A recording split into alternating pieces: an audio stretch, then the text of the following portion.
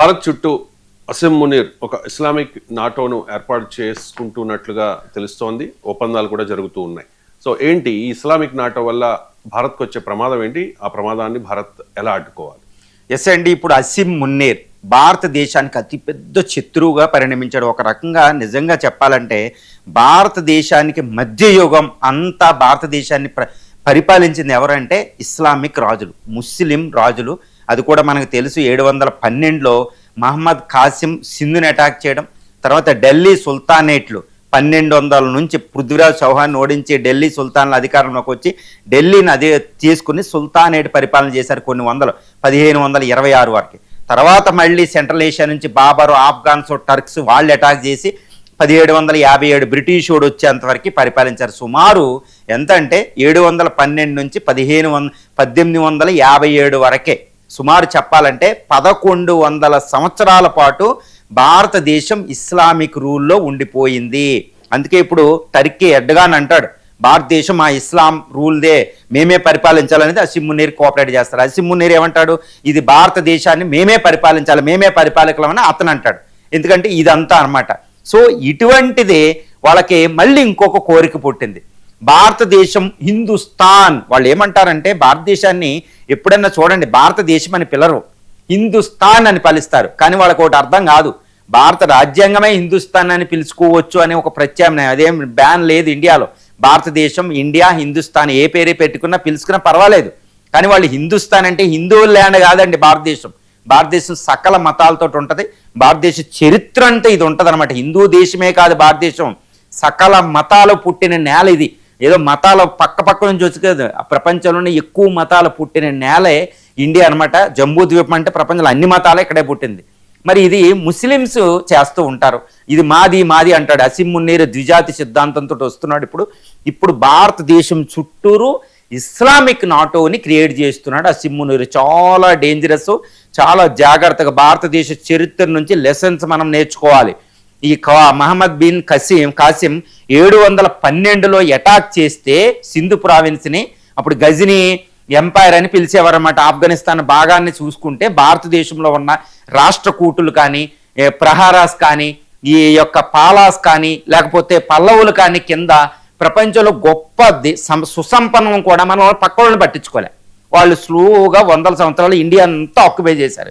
ఇది ఒక biggest lesson. తర్వాత బ్రిటిష్ వాడి చేతిలోకి వెళ్ళిపోయింది, గుర్తు పెట్టుకోవాలి. ఇప్పుడు ఇది మతాల ప్రమేయంతో నేను మాట్లాడడంలే, కానీ అసిమ్ మున్నీర్ అక్కడ మత ద్వేషంతో ఉన్నాడు, చాలా దారుణంగా ఉన్నాడు. ఇప్పుడు ఈయన చేసే పన్నాగాలు చూడండి ఎంతటి దారుణంగా ఉన్నాయంటే భారతదేశాన్ని వాళ్ళు తుదముట్టించడానికి చాలా పథకాలు రచిస్తున్నారు.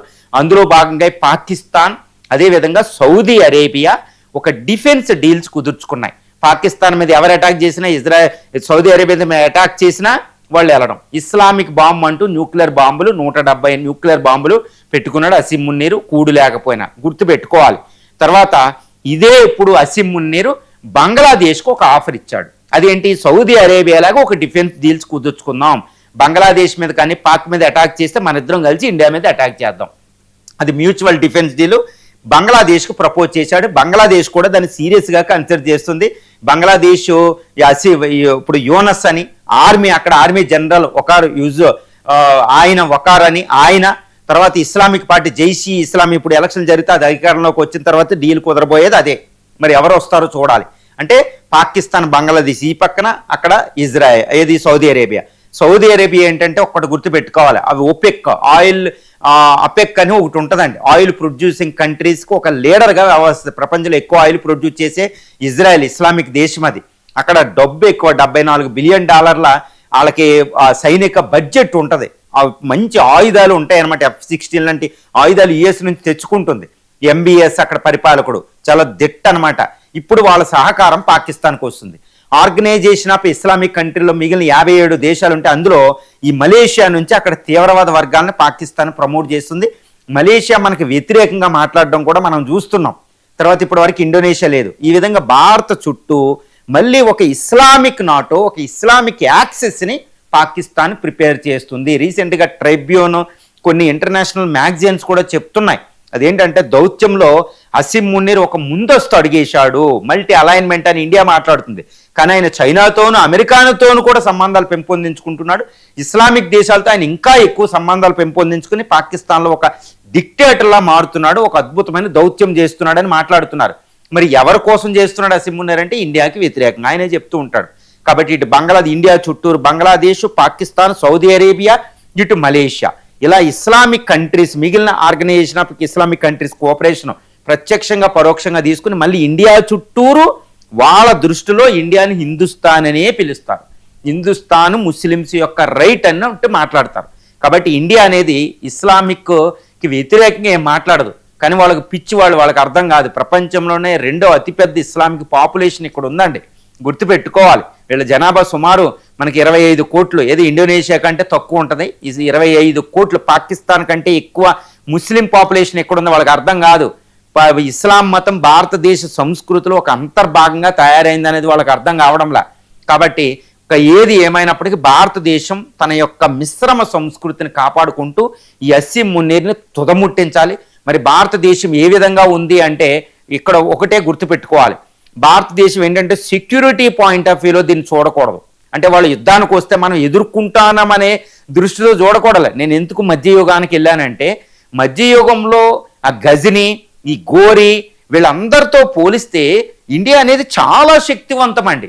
కానీ మరి వాళ్ళ చేతిలోకి ఎలా వెళ్ళిపోయింది అంటే ఇండియాలో డిస్యూనిటీ ఉంది, ఇండియాలో ఐకమత్యం లేదు. గుర్తుకోవాలి. రాష్ట్రకూటులు, ఇటు పల్లవాసు, ఇస్లామిక్ రూల్ రావడానికి చెప్తున్నాను. ఇటు పల్లవాసాము సౌత్ ఇండియాలో రాష్ట్రకూటులు మహారాష్ట్ర ప్రాంతం నుంచి, ఈ ప్రతిహారాసాము గుజరాత్, రాజస్థాన్, రాజ్పుట్స్ అంటారు ప్రతిహారాస్ అంటే అక్కడ. తర్వాత వెస్ట్ బెంగాల్, ఈ బెంగాల్ పక్కమ పాలాసు. వీళ్ళు ఒకరికొకరు కొట్టుకోవడం హర్షవర్ధన్ తర్వాత దారుణంగా కొట్టుకోవడం. ప్రపంచంలో సుసంపన్నమైన రాజ్యాన్ని పట్టించుకోలే. ఆ గజనీ వచ్చేస్తున్నాడు, తర్వాత వాళ్ళ వంశకులు వచ్చేస్తున్నారని చూడలే. దారుణం. పృథ్వీరాజ్ అందరిని ఒక్కొక్కళ్ళని తుదముట్టించేసి మనం కూడా ఏం చేసాం గుర్తుపెట్టుకోవాలి. వాడు అటాక్ వస్తే, బాబర్ అటాక్ వస్తే, పృథ్వీరాజ్ చౌహాన్ మీదకి అటాక్ వస్తే ఇబ్రహీం వీళ్ళకి పృథ్వీరాజ్ చౌహాన్ మాంగారే సహాయం చేయడం గుర్తుపెట్టుకోవాలండి. ఈ వెస్ట్ బెంగాల్ అటాక్ వస్తే మళ్ళీ ఒకడే వాళ్ళకి డిస్యూనిట్, ఐకమత్యం లేకపోవడం వల్లే, వెన్నుపోట్లు పొడుచుకోవడం వల్లే భారతదేశం శక్తిని ఇప్పుడు ఐకమత్యం కావాలి. భారతదేశ ఐకమత్యం అంటున్నా నేను, హిందువుల ఐకమత్యం అంటలే, భారతదేశ ఐకమత్యం అంటున్నా నేను. గుర్తుపెట్టుకోవాలి. ఇప్పుడు భారతదేశానికి ఐకమత్యంగా ఎకానమీ మీద దృష్టి పెడితేనే సరిపోదు. అద్భుతమైన రాయబారం, అద్భుతమైన దౌత్య అవసరం ఉంది. ఇస్లామిక్ కంట్రీస్లో కూడా మన యుఏఈ, ఇటు ఇథియోపియా, ప్రైమ్ మినిస్టర్ రీసెంట్గా వెళ్ళిన ఇథియోపియా, ఖతార్ లాంటితో వ్యూహాత్మకమైన సంబంధాలు ఉన్నాయి. ఇరాన్ షియా, అక్కడ సౌదీ అరేబియా సున్నీ నేషన్. ఈ యొక్క షియాలకి పడదు. ఆ విభజన మనం ఉపయోగించుకోవాలి. పాకిస్తాన్ యొక్క ఎండగట్టాలి, పాకిస్తాన్ యొక్క దౌత్యపరంగా దాన్ని ఏకాకిని చేయాలి. అవసరమైతే పాకిస్తాన్ వాళ్ళు ముక్కలు చేస్తే మన పని అయిపోద్ది. ఇటు ఇజ్రాయెల్ సహకారం తీసుకోవాలి. ఇంకా ఇస్లామిక్ నేషన్స్లో ఇటు మలేషియా అనేది ఇండో చైనాలో భాగం. ఇండోనేషియా అనేది ఒకప్పుడు ఈ ఇండియా సంస్కృతితో నిండిపోయి ఉంది. దాన్ని అంతటిని మనం ఉపయోగించుకోవాలి. ఈ విధంగా భారతదేశం ప్రపంచ శాంతికి పాటుపడినట్టే తనను తాను రక్షించుకునేటట్టు ఈ యొక్క ఇస్లామిక్ నాటో అనేది ఫామ్ అవ్వకుండా అసీం మున్నీర్ని మనం తుదముట్టించగలిగితే ఈ పరిస్థితి రాదు. అసీం మున్నీర్ ఒక డిక్టేటర్లు అయిపోయిన తర్వాత మళ్ళీ యుద్ధాలు మొదలెట్టిన తర్వాత మనం చర్యలు తీసుకోవడం కాదండి. ఏదో కాలిపోయిన తర్వాత అరిటాకులు వేసినట్టు కాకుండా మనం ముందే చర్యలు తీసుకోవాలి. ఈ విషయంలో మనం చాలా జాగ్రత్తగా ఉండాలి. ఈ రిపోర్ట్లు అసీం మున్నీర్ ఎత్తుగడలన్నిటినీ దాన్ని సూచిస్తున్నాయి. కాబట్టి అసీం మున్నీర్ని మనం తుదముట్టించడం ఒకటే మనకు మిగిలి ఉంది. ఎంజీరావు గారు, అమెరికాతో భారత్ జరిపే దౌత్య వ్యూహంపై కాంగ్రెస్ అనేక విమర్శలు చేస్తోంది.